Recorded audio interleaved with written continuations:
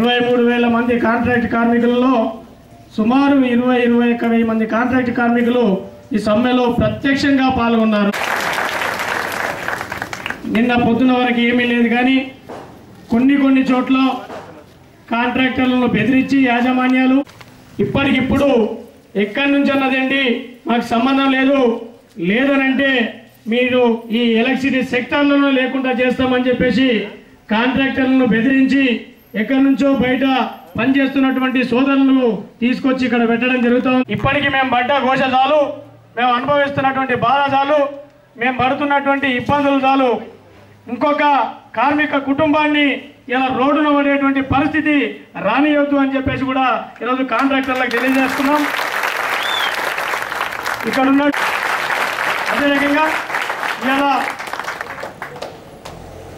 కొత్తగా ఒక్కరోజు కోసం ఆశపడి వచ్చినటువంటి సోదరులకు కూడా మనం ఒక విషయం తెలియకండి, బెదిరిపోవాల్సినటువంటి అవసరం లేదు. మన వెనకాల ఇంత పెద్ద నాయకులు ఉన్నారు, ఇంకా మనం ఎవరికి తలకాల్సినటువంటి అవసరం లేదని చెప్పేసి ఈ యొక్క సభకు అధ్యక్షుడు కృష్ణయ్య గారికి, అలాగే సుధాకర్రావు గారికి, మొత్తం వెంకట మరియు వాళ్ళు దిగిరాకపోవడంతో తప్పని పరిస్థితుల్లో ఈ సమ్మె చేయడానికి అనివార్యమైందని చెప్పేసి ఈ సమ్మెకు కూరుకున్నటువంటి కాంట్రాక్ట్ కార్మికులందరికీ ఎలాంటి హింసకు తాగకముందే, ఎలాంటి ప్రాబ్లమ్స్ రాకుండా ఉండకముందే ఈ ప్రభుత్వం తలొగ్గి ఇమ్మీడియట్గా నేను చాలా మందిని ఫేస్ టు ఫేస్ అడిగాను, మీకు తెలియదు కావాలంటే చూడండి, నేను జేఏసీ పరంగా మీకు కూడా సాధిస్తాం కార్మికుల ఐక్యత, కాంట్రాక్ట్ కార్మికుల ఐక్యత, విద్యుత్ కాంట్రాక్ట్ కార్మికుల ఐక్యత అందరూ కూడా సపోర్ట్ చేయడం జరిగింది. దీంట్లో మీకు నేను సూచించేది ఒకటే, మీరు ఏదైతే న్యాయమైన ధర్మమైన డిమాండ్ల కోసం ఒక పద్ధతి ప్రకారం పోతున్నారో, నిజంగా కూడా ఇంతవరకు చేసినటువంటి ఈ కార్యక్రమం ఏదైతే ఉందో చాలా ఒక పద్ధతి ప్రకారం ఒక న్యాయం, ఒక డిసిప్లిన్ తోటి ఒక సిస్టమేటిక్ చేస్తున్నారు. కాబట్టి మిమ్మల్ని కూడా నేను పేరున అభినందిస్తున్నాను. దీంట్లో మీరు ఇప్పుడు ఎంతవరకు అయింది కాదు, ఇక ఫ్యూచర్లో మీరు చేయాల్సింది ఏంటంటే ఇదే విధంగా ఒక యూనిటీగా వాళ్ళు కూడా మనలాంటి మనుషులే, వాళ్ళకి ఎన్నో ఇబ్బందులు ఉంటాయి, వాళ్ళకి ఎన్నో కష్టాలు ఉంటాయి. సో వాళ్ళు మనం అర్థం చేసుకొని ఏమాత్రం తప్పులు ఎత్తుతూపోకుండా మనం ఒక యూనిటీగా పోతే మాత్రమే ఇంకా నుంచి ముందుకు పోయేది. ఇంకా అంటే రాను ముందుకు పోయే కొద్దీ ఇంకా ఇబ్బందులు ఎక్కువైతాయి, కష్టాలు ఎక్కువ వస్తుంటాయి. కాబట్టి కొంచెం చాలా సిస్టమేటిక్ ప్రకారం పోవాల్సిన అవసరం ఉన్నది.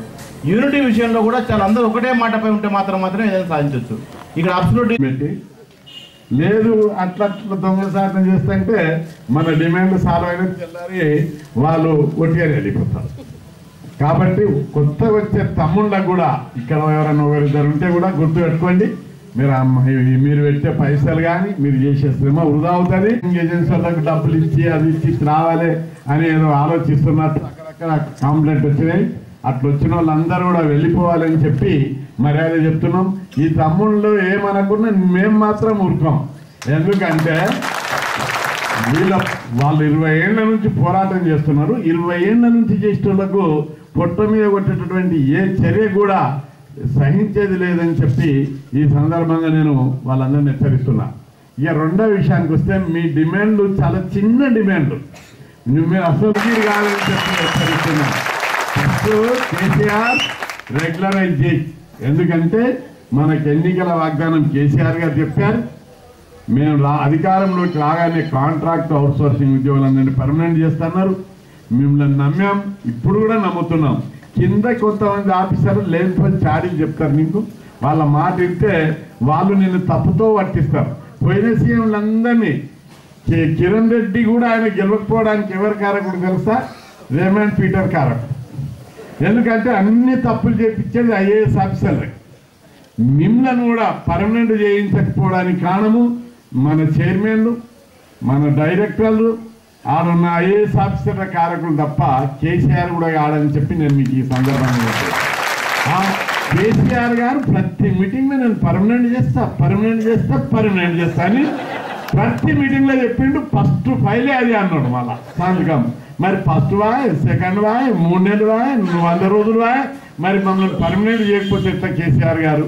అందుకే పర్మనెంట్ చేయి, నేను తిడతలేము మేము ఇప్పుడు. ఎందుకంటే ఇంకా ఆశ ఉన్నది మాకు. ఆశ ఇంకా డిలే చేస్తుంటే ఇక మాటలు కూడా ముదురుతాయి. ముదరక ముందే పర్మనెంట్ చేయి. ఏంటిదంటే జీతం సరిపోతులేదు. చాలా మంది 20 ఏళ్ల కింద అపాయింట్ అయిన వాళ్ళు జాయిన్ అయ్యారు, పెళ్లిళ్ళు చేసుకున్నారు, పిల్లలు అయ్యారు. వాళ్ళ కొడుకులకేమో 50,000 ఐటీ ఇంజనీరింగ్ చేసే వాళ్ళకు కొందరిని చూస్తే నేను వాళ్ళ పిల్లలకేమో 50,000. నల్గొండ ఆయన వచ్చిండు, ఆయన కొడుకుని తీసుకొని ఐటీ కంపెనీలు వస్తుండని నువ్వు పోరాడి ఫీజుల రియంబర్స్మెంట్ పెట్టించినావు.